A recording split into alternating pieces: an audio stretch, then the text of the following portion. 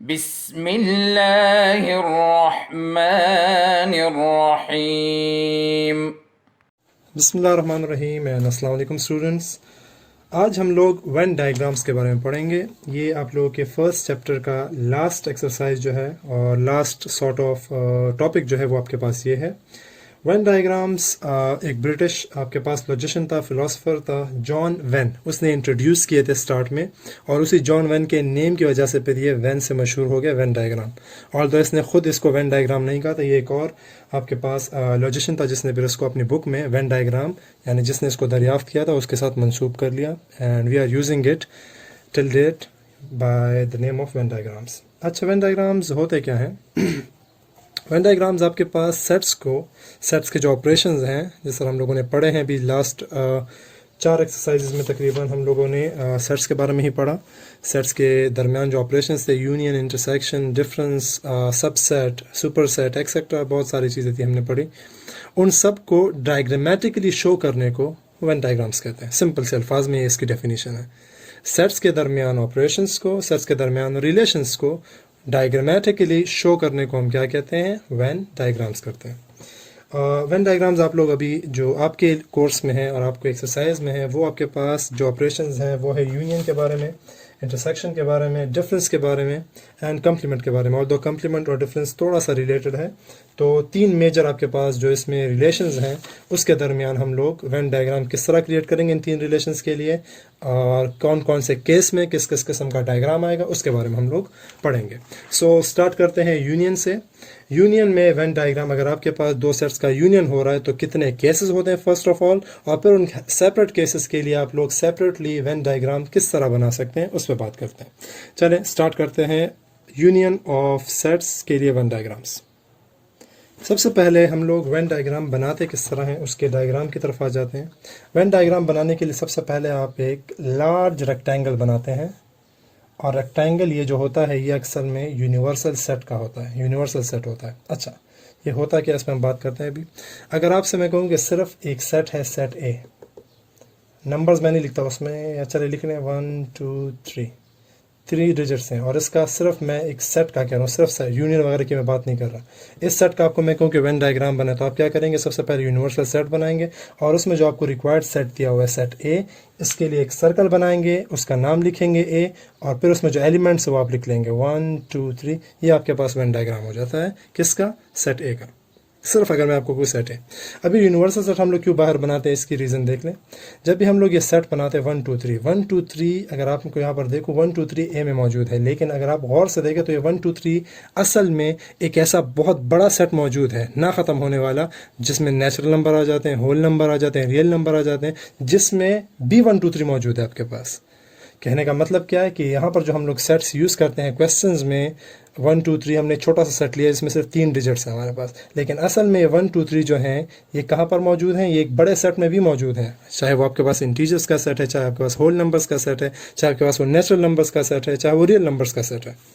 उस सेट में असल में आपके पास 1 2 3 भी मौजूद है। तो हम ये बड़ा सा जो बॉक्स बनाते हैं, ये यूनिवर्सल सेट, ये इसीलिए शो करते हैं कि असल में जो 1 2 3 है क्या है? ये किसी बड़े सेट का हिस्सा है। उसके अंदर हम लोग ये यूनियन मालूम कर रहे हैं, इंटरसेक्शन मालूम कर रहे हैं, डिफरेंस मालूम कर रहे हैं। ये सारे काम जो है एक बड़े सेट के अंदर हो रहे हैं। सही है। तो यूनिवर्सल सेट का जो है ये सिंबल आप लोग हर डायग्राम में यूज़ करेंगे। सिर्फ शो करने के लिए होता है कि आपको जो क्वेश्चन दिया हुआ है इसके अलावा एक बड़ा सेट में मौजूद है जिसमें सारे क्वेश्चन आप लोगों के पास हल हो रहे होते हैं। तो ये हो गया सिंपल डिनोटिंग करना। क्या, अगर एक सेट आपको दिया हो, सिर्फ एक सेट, और उसका आपने डिनोट करना, तो आप ये करेंगे यूनिवर्सल सेट बनाएंगे जिसमें सारे सेट ऑलरेडी मौजूद होंगे, और फिर आपको जो गिवन सेट है उसके लिए एक राउंड सर्कल बनाओगे और उसमें उसके एलिमेंट्स को लिख लेंगे। ये होगा आपके पास कब? जब आपने सिर्फ एक सेट बनाना हो। अगर आपने 2 सेट्स बनाने हो और 2 डिसजॉइंट सेट बनाओगे, फिर डायग्राम किस तरह होगा उसको देख लें आप। 2 डिसजॉइंट सेट बनाने के लिए आप लोग स्टार्ट इस तरह लेंगे जिस तरह हम लोगों ने अभी लिया, रेक्टेंगल बनाएंगे, यूनिवर्सल सेट होगा। और यूनिवर्सल सेट हम क्यों बना रहे हैं? क्योंकि आपके पास जो भी क्वेश्चन दिया होता है असल में एक बड़े सेट से लिया होता है, तो हम लोग ये बड़ा सेट लाजमी इसमें डिनोट करेंगे। अच्छा, डिसजॉइंट हमने लास्ट एक्सरसाइज में पढ़े थे। लास्ट एक्सरसाइज में हम डिसजॉइंट किसे कहते हैं? ऐसे सेट जिसमें कोई भी चीज़ कॉमन ना हो। जब भी आपको ऐसे 2 सेट्स बनाने हो जिसमें कोई भी चीज़ कॉमन ना हो, तो आप लोग इस तरह बनाएंगे universal set, separate B, separately आप लोगों ने सेट ए बनाना है और सेट बी बनाना है। दोनों को क्या करना है? सेट ए को सेपरेट और सेट बी को एक दूसरे से सेपरेट बनाना है। इसका मतलब क्या होगा? ये डायग्राम क्या शो करेगा कि सेट ए और सेट बी क्या है? डिसजॉइंट सेट है। ये इन दोनों से आप लोगों ने क्या करना है, मालूम हो जाएगा। जैसे आप डायग्राम को देखेंगे, दो सेट्स आप लोगों को अलग अलग बना के दिए हुए हैं, इसका मतलब क्या है, इन दोनों में कोई भी चीज़ आपके पास कॉमन नहीं है, ये डिसजॉइंट सेट है। अब अगर इसके बाद आ जाए इसके उल्ट में, इसका उलट आपके पास आ जाए ओवरलैपिंग। ओवरलैपिंग या फिर ओवरलैपिंग हमने पढ़ा था, ओवरलैपिंग किसे कहते हैं, जिसमें कम से कम एक और ज़्यादा से ज़्यादा आपके पास कुछ भी हो सकता है, एलिमेंट सेम हो, मतलब दो सेट्स में कम से कम एक एलिमेंट अगर आपके पास सेम आ जाए, उनको हम क्या कहते हैं, ओवरलैपिंग। ओवरलैपिंग के लिए फिर डायग्राम किस तरह बनाएंगे उसको भी देख लें। ओवरलैपिंग के लिए भी आप लोगों ने पहले यूनिवर्सल सेट बनाना है। ओवरलैपिंग के लिए आप दोनों सेट्स आप इस तरह बनाएंगे, एक सेट ए बना दिया आपने, दूसरा सेट जो आप बनाएंगे उसमें और इस सेट में कोई एक जगह आप लोगों ने कॉमन करनी है, मतलब मेरा ये कॉमन से इस तरह डायग्राम बनाओगे। ये हिस्सा अगर आप देखें, ये हिस्सा आपके पास सेट बी का भी हिस्सा है, इस सेट का भी, और ये हिस्सा आपके पास सेट ए का भी हिस्सा है। तो ये क्या डिनोट करेगा, ये आपके पास यहाँ पर आप वो नंबर लिखेंगे जो सेट बी में भी होंगे और सेट ए में भी होंगे। एग्जाम्पल देख लें, सेट ए में अगर मैं लिख लूँ 1 2 3 और सेट बी में लिख लूँ 3 4 5। अब गौर से अगर आप इन दोनों सेट्स को देखें, इन दोनों सेट में एक ऐसा डिजिट मौजूद है जो सेट ए में भी है, सेट बी में भी है। तो इस एरिया में आपने कौन सा एलिमेंट लिखने हैं, जो दोनों सेट्स में मौजूद होंगे। और अब 3 के अलावा ए में क्या रह गया, 1 2, तो आप वो लोग सेपरेटली इधर लिखेंगे। और 3 के अलावा बी में क्या रह गया, 4 5, तो आप लिखेंगे 4 एंड 5। तो ये हो गया आपके पास किसको, ओवरलैपिंग को शो करने का तरीका। ओवरलैपिंग सेट्स को आप लोगों ने इस तरह क्रिएट करना है। क्लियर। अच्छा जी, अब आ जाते हैं यूनियन में। यूनियन में यही सारी बातें करनी है हम लोगों ने कि अगर ओवरलैपिंग हो तो किस तरह डायग्राम बनेगा, डिसजॉइंट हो तो किस तरह डायग्राम बनेगा, और सबसेट होगा तो किस तरह डायग्राम बनेगा, उसकी तरफ चले देख लें। अच्छा, आपके पास जो पहला केस है वो ये है यूनियन में कि अगर आपके पास दो सेट्स हैं और एक सेट जो है वो दूसरे सेट का क्या है, सबसेट है। मतलब सबसेट भी हमने पढ़ा था, ए का बी का सबसेट होने का मतलब ये है कि ए के सारे एलिमेंट बी में मौजूद होंगे। तो फिर आप क्या करेंगे, ए के अगर आपके पास सारे के सारे एलिमेंट बी में मौजूद हैं तो सबसे पहले इसका डायग्राम किस तरह होगा उसकी तरफ देख लें। पहले मैं सबसेट का डायग्राम बना लेता हूँ, उसके बाद हम लोग आगे जाएंगे। यूनिवर्सल सेट बनाएंगे वो तो सेपरेट होगा। जो ये ए सबसेट ऑफ बी है, मतलब ये इस टाइम बड़ा सेट है, ले सकते हैं हम लोग। सबसे पहले आपने ये बड़ा वाला सेट बनाना है, सेट बी, उसके लिए एक सर्कल बना लोगे। अब सबसेट का मतलब क्या है, सबसे पहले हम लोग सबसेट पे बात करते हैं, उसके बाद यूनियन पे जाते हैं। यूनियन को अभी के लिए फिलहाल छोड़ दें। सबसेट का डायग्राम इस तरह होगा कि जो चीज़ आपके पास सबसेट है, इसका मतलब क्या है कि ए के सारे एलिमेंट बी में मौजूद हैं। तो आपने ये करना है कि डायग्राम में भी ए को कहाँ पर बनाना है, बी के अंदर क्रिएट करना है। जिस तरह सबसेट का मतलब क्या है कि ए जो है वो सारा एलिमेंट जो है क्या है, बी में मौजूद है। तो आपने फिर क्या करना है, डायग्राम में भी क्या करना है, बी के अंदर इस ए को बनाना है। इसका मतलब क्या है, इस डायग्राम का मतलब क्या होगा, जैसे आप इस डायग्राम को कहीं पर भी देखेंगे वेन डायग्राम में, इसका मतलब ये होगा कि बी एक सेट है और ए उसका क्या है, सबसेट है। मतलब ए के सारे एलिमेंट बी में मौजूद है। अब आ जाते यूनियन की तरफ कि आपने आंसर जो होगा, देखें जो भी आप आंसर मालूम करोगे यूनियन में, इंटरसेक्शन में, उसको आप कलर करेंगे, शेड करेंगे। वो आपको डिनोट करेगा ये इसका यूनियन है, ये आंसर, ये वाला हिस्सा जो है ये इसका यूनियन का आंसर है, ये वाला हिस्सा इसका इंटरसेक्शन का आंसर है, एक्सेट्रा एक्सेट्रा। एग्जाम्पल पे कर लेते हैं। चले अगर मैं ले लूँ A is the subset of B है, तो ए में ले लेते हैं चले 1 2 3, और बी में ले लेते हैं 1 2 3 4। बस छोटा सा सेट ले लेते हैं, समझाने के लिए सिर्फ कर रहा हूँ। अब यहाँ पर देख लें तो ए क्या है, बी का सबसेट है, क्योंकि ए के सारे एलिमेंट बी में मौजूद हैं। अब ये डायग्राम किस तरह बनाएंगे, डायग्राम को गौर से देखें आपने किस तरह क्रिएट करना है। जो चीज़ ए में है वो बी में ऑलरेडी मौजूद है, तो जो ए का एलिमेंट है आप वो लिखेंगे 1 2 3। अब इसका मतलब क्या है कि 1 2 3 ए में भी है और बी में भी है, दोनों में लिखेंगे। 1 2 3 को यहाँ दोबारा लिखने की ज़रूरत नहीं होगी आपको, ऑलरेडी बी के अंदर ए है। तो ये 1 2 3 अगर मैं ए में लिख रहा हूँ, इसका मतलब क्या है कि ये बी में भी मौजूद है। तो आप 1 2 3 को दोबारा से लिखने की कोई ज़रूरत नहीं है इसमें। हाँ, जो बी के बकाया एलिमेंट है मतलब 4, वो अब ए में नहीं है, तो आप उसको बाहर लाजमी लिखोगे। सही है जी। अच्छा, ए यूनियन बी, मैं डायरेक्ट आंसर लिखता हूँ, आप बता दें ए यूनियन बी का आंसर क्या होगा। इन दोनों के सेट्स को क्या करना है, एलिमेंट्स को कंबाइन करना है। तो कंबाइन आंसर क्या होगा, 1 2 3 4 हो जाएगा। जो चीज़ कॉमन है उसको एक बार लिखेंगे और जो चीज़ नॉन कॉमन है वो भी लिखेंगे। यूनियन का आंसर क्या है आपके पास, 1 2 3 4। अब आपने आंसर किस तरह मालूम करना है, डायग्राम में। वेन डायग्राम में आपने ये करना है कि सबसे पहले इधर ए यूनियन बी बना देंगे कि ये डायग्राम जो आपने बनाया ए, ये आपके पास क्या है, ए यूनियन बी का है। अब ए यूनियन बी में कौन सा एलिमेंट है, 1 है, 2 है, 3 है, 4 है। इस डायग्राम में जहाँ जहाँ ये नंबर लिखे होंगे वो सारी जगह आप कलर कर लोगे, आपका आंसर कंप्लीट हो जाएगा। किस तरह, देखिए 1 2 3 ये रहा, ये जगह कलर कर लें। 1 2 3 4, 4 है, 4 कहाँ पर लिखा हुआ है, इस बाकी सेट में, तो ये जगह कलर कर लें। ये शेड हिस्सा क्या दिखा रहा है, ये जो कलर किया हुआ हिस्सा ये क्या दिखा रहा है, ये आपको ए यूनियन बी का आंसर दिखा रहा है। जो चीज़ आपने यहाँ लिखी होगी ऊपर, उसके आंसर को आपने कलर करना है। तो तरीका बहुत ही आसान होगा। आपको जब भी सवाल दिए होंगे, सेट्स दिए होंगे और आपसे कहेंगे कि ए यूनियन बी का वेन डायग्राम बनाए, आप क्या करेंगे, ए यूनियन बी मालूम कर लेंगे। मालूम करने के बाद आपको गौर से देखना है कि ए जो है वो बी का सबसेट है या नहीं। अगर सबसेट होगा तो इस तरह का डायग्राम बनाओगे, एक सर्कल, उसके अंदर दूसरा सर्कल, और फिर आपने ए यूनियन बी के नंबर्स जो एलिमेंट्स है वो जहाँ जहाँ मौजूद होंगे उस जारी जगह को क्या कर लेना है, आपने कलर कर लेना है। और यही आपका रिक्वायर्ड ए यूनियन बी का क्या हो जाएगा, वेन डायग्राम कंप्लीट हो जाएगा। सो ये हो गया आपके पास ए यूनियन बी का वेन डायग्राम जब ए क्या होगा, बी का सबसेट होगा। सबसेट के लिए आप लोगों ने इस तरह यूनियन का डायग्राम बनाना है। अब करते हैं ओवरलैपिंग सेट के लिए। अगर आपके पास ए और बी क्या हो, ओवरलैपिंग सेट हो, उसके लिए आप वेन डायग्राम यूनियन का किस तरह बनाएंगे, अब उसको देख लें। अच्छा जी, अगेन अब हमने ओवरलैपिंग के लिए क्या करना है, यूनियन का दो सेट जो है उसका वेन डायग्राम बनाना है। सबसे पहले आप ओवरलैपिंग के लिए डायग्राम बनाओगे, उसके बाद यूनियन की तरफ आएंगे। मतलब ओवरलैपिंग में भी हमने बनाया भी था। ओवरलैपिंग में क्या होता है आपके पास, ओवरलैपिंग में आपके पास क्या होते हैं, दो सेट्स में कोई एक या एक से ज़्यादा एलिमेंट सेम होते हैं। तो आपने क्या करना है उसके लिए आप लोगों ने एक हिस्सा ऐसा रखोगे जो ए का भी हिस्सा होगा और सेट बी का भी हिस्सा होगा। सेट ए का भी हिस्सा है, सेट बी का ये हिस्सा क्या है, ये ओवरलैपिंग के लिए यूज़ होता है।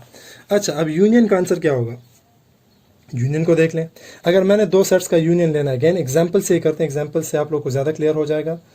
छोटा सा एग्जाम्पल अगेन ले लेते हैं, 1 2 3 एंड बी में जो है आपने लाजमी कोई ना कोई चीज़ में कॉमन रखनी है। इसमें दो एलिमेंट्स कॉमन कर लेते हैं, 2 3 4 5 लिख लेते हैं। अब देखें 2 3 इन दोनों में कॉमन है, मतलब ये ओवरलैपिंग सेट है। जो चीज़ कॉमन होगा वो इस हिस्से में लिखोगे। बी में 2 3 के अलावा क्या रह गया, 4 5, एंड ए में क्या रह गया, सिर्फ 1 रह गया। अच्छा, इन दोनों सेट्स का यूनियन क्या होगा, मेरे ख्याल से यूनियन सब आराम से मालूम कर सकते हैं। यूनियन को देख लें, यूनियन क्या होगा इन दोनों सेट्स का, इन दोनों सेट्स का यूनियन का मतलब ये होगा कि इसके सारे एलिमेंट्स को कंबाइन कर लें, 1 2 3 4 5। तो आपने क्या करना है, गौर से आंसर को देख लें। जिस चीज़ का आपने आंसर मालूम करना है वो क्या है, ए यूनियन बी है। ये दोनों सेट्स किस टाइप के हैं, ओवरलैपिंग सेट्स हैं। यूनियन के आंसर में कौन कौन से नंबर आए, ये वाले नंबर आए, 1 2 3 4 5। तो देख लें 1 कहाँ पर है, इस जगह पे है, 2 3 कहाँ पर है, इस जगह पर है, 4 5 कहाँ है, इस जगह पर है। तो बस जहाँ जहाँ ये नंबर होंगे उस जगह को आप लोगों ने कलर कर लेना है, शेड कर लेना है, ये आपके पास वेन डायग्राम इसका कंप्लीट हो जाएगा। क्लियर है ये बात। अब आ जाते हैं डिसजॉइंट की तरफ। अगर दो सेट्स आपके पास डिसजॉइंट हो तो उसके लिए यूनियन किस तरह करेंगे। डिसजॉइंट के लिए अगेन आप देख लें। अब इसमें क्या मतलब है, इसमें इसका मतलब ये है कि इसके जो दो सेट्स हैं ए और बी, उसमें कोई भी चीज़ कॉमन नहीं है। तो कॉमन नहीं है तो आपने क्या करना है, एक दूसरे से सेपरेट बना लेना है। ए यहाँ पे होगा, बी यहाँ पे होगा। सो अगेन इसका एग्जांपल की ज़रूरत नहीं, एग्जांपल से पहले हमने कर भी लिए हैं। सो हमने क्या करना है, अगर आपके पास ए सेट में 1 2 3 है, कोई चीज़ तो इन दोनों में कॉमन है ही नहीं, तो लाजिम बात है दोनों बिल्कुल एक दूसरे से सेपरेट होंगे। अब आप इन दोनों का जब यूनियन मालूम करेंगे, यूनियन क्या होता है, सारे एलिमेंट्स की कॉम्बिनेशन होती है। तो क्या होगा, 1 2 3 यहाँ पर है तो इस जगह को शेड कर लेंगे आप सेपरेटली और इस जगह को शेड कर लेंगे। सही है जी। तो ये दोनों आपके पास क्या हो गया, जो चीज़ आपने शेड कर ली ये क्या डिनोट करेगा, यूनियन, और इन दोनों की सेपरेशन क्या शो करेगा, डिसजॉइंट इसका शो करेगा। तो ये हो गया आपके पास यूनियन में जो चीज़ हम लोगों ने पढ़नी है वो यही तीनों सेट्स थे कि अगर ए बी का सबसेट होगा तो यूनियन किस तरह करेंगे, अगर ए और बी ओवरलैपिंग होगा तो किस तरह करेंगे, और अगर ए एंड बी डिसजॉइंट होगा तो किस तरह करेंगे। अब ये तीनों प्रॉपर्टीज़ इंटरसेक्शन के लिए अब इन तीनों प्रॉपर्टीज़ को गौर से देखें। सेम पहले केस जिस तरह से पहले यूनियन में हमने पढ़ा, इसमें भी वही केस है कि ए अगर आपके पास बी का सबसेट होगा तो उसका इंटरसेक्शन किस तरह मालूम करेंगे। सबसे पहले अभी हम लोगों ने सबसेट के लिए ऑलरेडी डायग्राम बना लिया था। सबसेट का डायग्राम किस तरह होता है, वेन डायग्राम का। सबसेट की बात करें, इंटरसेक्शन की बात नहीं कर रहा अभी। यूनिवर्सल सेट होगा, यहाँ पे आपने सबसेट जो है ए सबसेट है और बी बड़ा सेट है, तो आप बड़े सेट को पहले बनाएंगे और ए को उसके अंदर क्रिएट कर लेंगे। तो ये ए हो गया और ये बी हो गया। अब इंटरसेक्शन हमने मालूम करना है। इंटरसेक्शन क्या होता है, इंटरसेक्शन में हम लोग इन दोनों के सेट्स में जो चीज़ कॉमन होती है वो लिखते हैं। अच्छा चले इस पे एग्जांपल कर लेते हैं तो और भी क्लियर हो जाएगा। 1 2 3 मैं सारे ये एग्जांपल कर रहा हूँ, सिर्फ सिंपल एग्जांपल इसलिए ले रहा हूँ ताकि आपको आसानी से समझ आ जाए। इसमें कोई चीज़ इसमें कॉमन ले लेते हैं क्योंकि इंटरसेक्शन हमने मालूम करना है। तो इंटरसेक्शन में लिख लेंगे 2 3 4 5। अब अगर आप देख लें इन दोनों का इंटरसेक्शन हमने मालूम करना है, सॉरी इंटरसेक्शन बी, क्या होगा इसका इंटरसेक्शन। इसका इंटरसेक्शन में हमने वो एलिमेंट लिखने हैं जो ए में भी मौजूद है और बी में भी मौजूद है। सो क्या होगा उसका आंसर, गौर से देख लें। इन दोनों के इंटरसेक्शन में हमारे पास क्या है, 2 और 3 इन दोनों का इंटरसेक्शन है।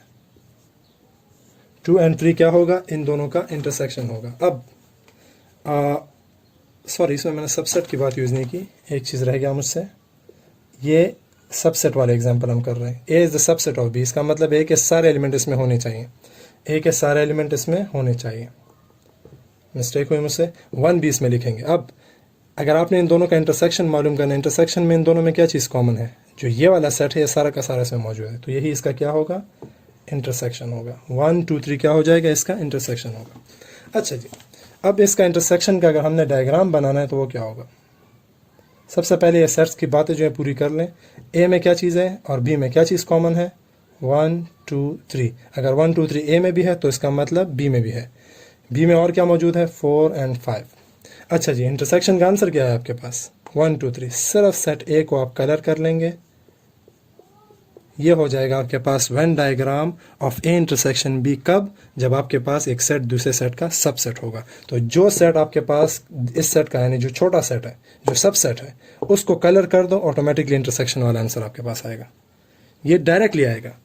जब आपके पास A is the subset of B और आपसे कहें कि इंटरसेक्शन, इन दोनों सेट्स का इंटरसेक्शन का वेन डायग्राम बनाओ, आप क्या करेंगे, जो सेट सबसेट है उसको कलर कर लें, यही आपके पास डायरेक्टली आंसर होगा। आप चेक करना चाहें, इंटरसेक्शन मालूम कर लिया करें, वही आंसर आपको देगा यहाँ पर।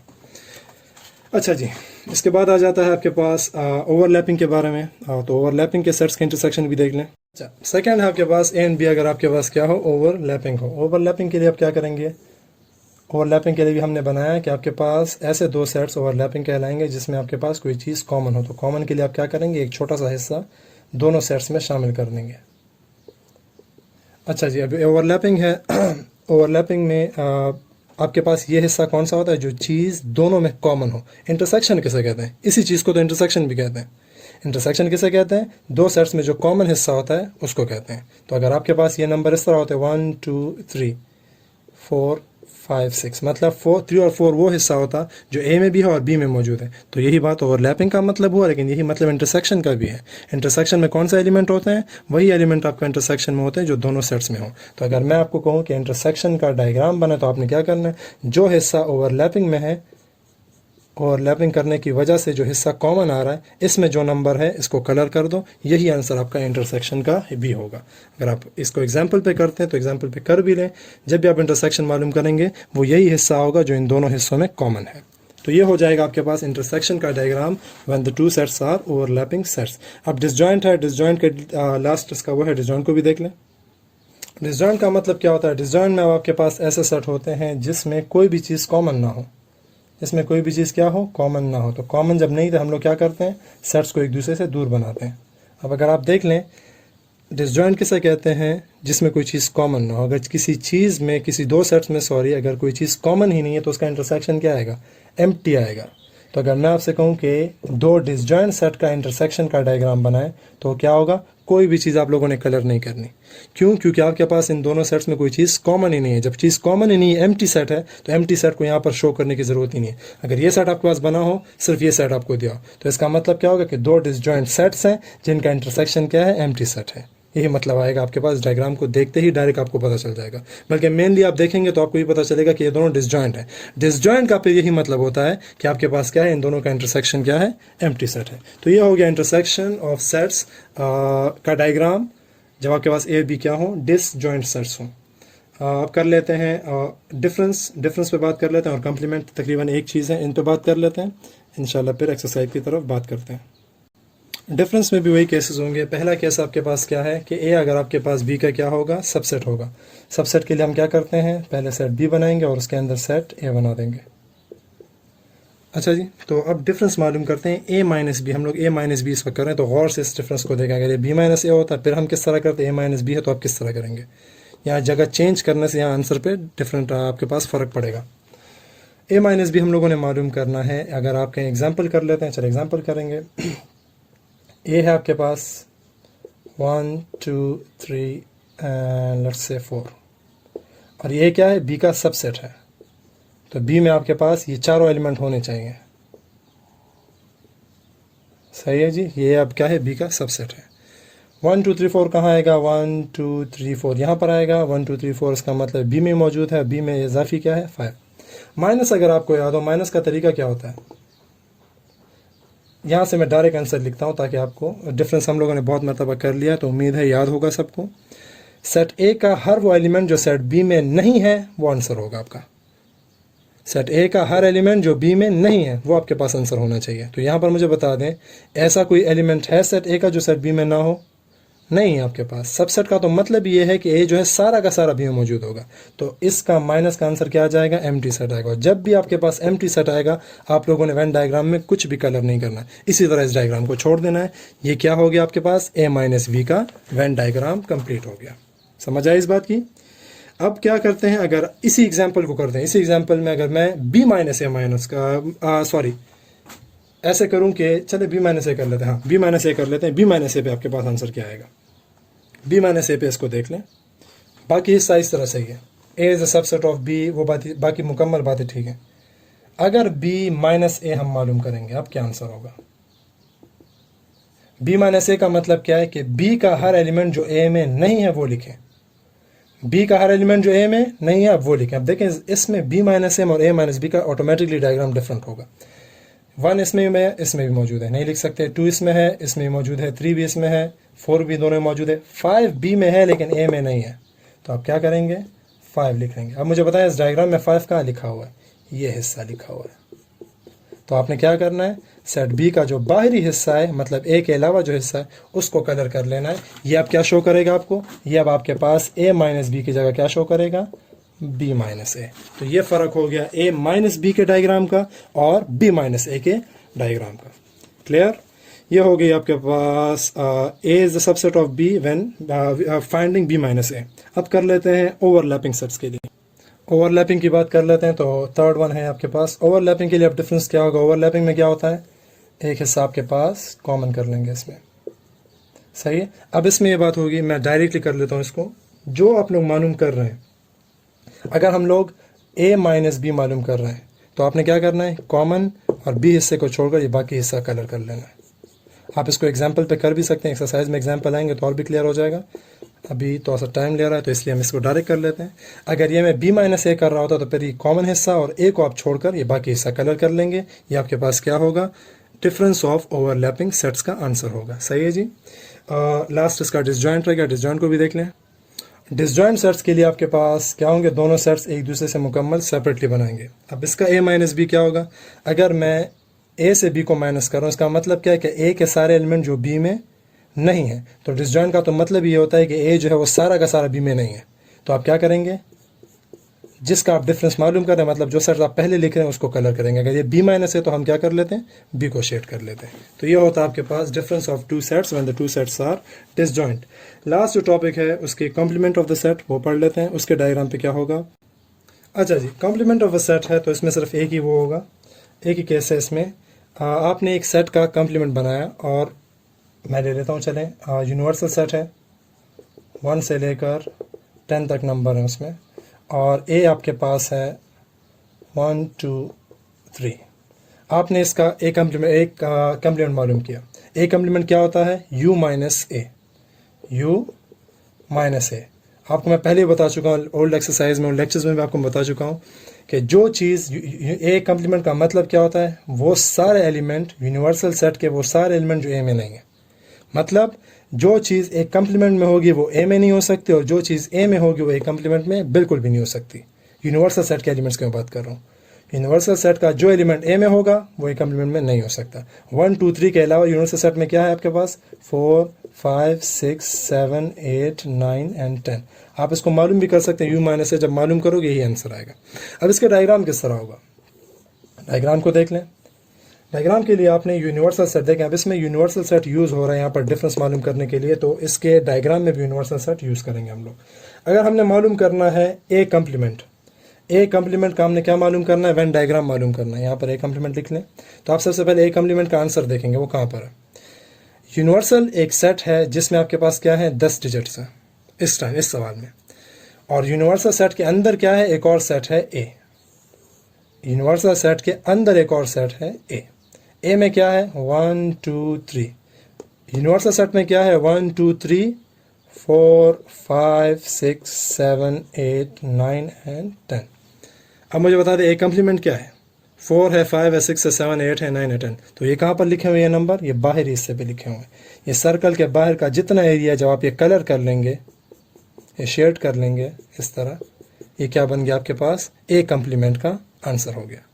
अगर आप गौर से इस बात को याद रखें, आपको मैं बार बार बता रहा हूँ, जो चीज़ ए में होगी वही कम्प्लीमेंट में नहीं हो सकती। यहाँ भी देख लें, जो चीज़ ए में है वही कम्प्लीमेंट में हम लोगों ने कलर नहीं की हुई, और जो चीज़ एक कम्प्लीमेंट में होगी वो ए में नहीं हो सकती। देख लें, एक कम्प्लीमेंट जो हमने कलर किया वो उसमें ए का कोई भी एलिमेंट मौजूद नहीं है। तो ये हो गया कम्प्लीमेंट का वेन डायग्राम बनाने का तरीका। आप क्या करेंगे, यूनिवर्सल सेट आपको दिया होगा, ए सेट दिया होगा, आप ए कम्प्लीमेंट को मालूम करोगे, इस फॉर्म में उसका डायग्राम बनाओगे, और ए कम्प्लीमेंट में जितने एलिमेंट्स हैं वो जहाँ जहाँ लिखे होंगे उस जगह को आप लोग कलर कर लेंगे। ये आपके पास एक्सरसाइज 1.5 से पहले की बहुत ज़्यादा डिटेल बातें थी, तो यहाँ पर लेक्चर को कंक्लूड कर लेते हैं। एक्सरसाइज जो है वो फिर इंशाल्लाह अगले लेक्चर में करेंगे। आप लोगों ने करना ये है कि इसको दोबारा से, जो लेक्चर अभी आपने सुन लिया, पढ़ लिया, समझ लिया, इसको थोड़ा सा दोबारा से बुक में भी देखना है, पढ़ना भी है, और कोशिश करनी है इस पर ख़ुद से कुछ एग्जांपल्स करें जिसमें आप कम्प्लीमेंट ऑफ अ सेट मालूम कर रहे हो, वेन डायग्राम उसका क्रिएट करें, जिसमें आप सबसेट का करें, जिसमें आप यूनियन का करें, इंटरसेक्शन का करें, एक्सेट्रा जितने हमने पढ़े उन सब पे एक एक एग्जाम्पल आप लोग खुद ट्राई करें, ताकि आपको मुकम्मल क्लियर तरीके से वेन डायग्राम समझ भी आ जाए, और फिर आप लोग खुद से एक सेट के यूनियन का, इंटरसेक्शन का वेन डायग्राम क्रिएट भी कर सकें। और कोशिश करें कि अगर आपने रफ में कोई काम किया हो तो मेरे साथ लाजमी शेयर भी करें। सही है जी। इंशाल्लाह अगले लेक्चर में फिर हम लोग नेक्स्ट एक्सरसाइज करेंगे। तब तक के लिए इजाज़त दें। अल्लाह हाफिज़। अल्लाहुम्मा अंफ़अना बिमा अल्लमतना वअल्लिमना मा यंफ़अुना वज़िदना इल्मा।